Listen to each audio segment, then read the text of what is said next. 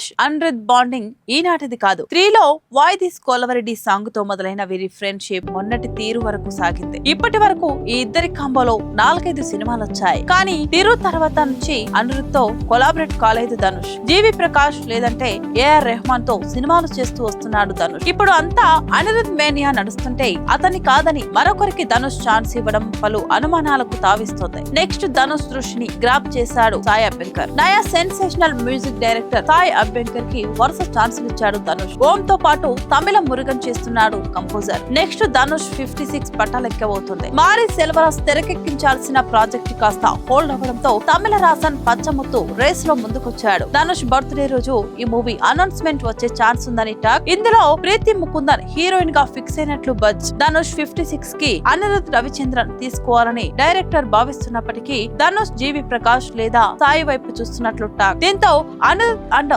ధనుష్ కు మధ్య దూరం పెరిగిందన్న బజ్ వినిపిస్తోంది. అయితే అనిరుద్ భారీ రెమ్యూనరేషన్ పెంచడంతో పాటు భారీ లైనప్ కారణంగా స్టార్ కంపోజర్ ను పక్కన పెట్టాడని తెలుస్తోంది. అందులోనూ రజనీకాంత్ మేనల్లుడు కావడం కూడా ఓ రీజన్ అని టాక్. గతంలో కూడా ఈ ఇద్దరి మధ్య గ్యాప్ వచ్చింది. కానీ మళ్ళీ తిరిగి వర్క్ చేశారు. నెక్స్ట్ కూడా కొలాబరేట్ అవుతారో లేదో ఫ్యూచర్ విల్ బి డిసైడ్.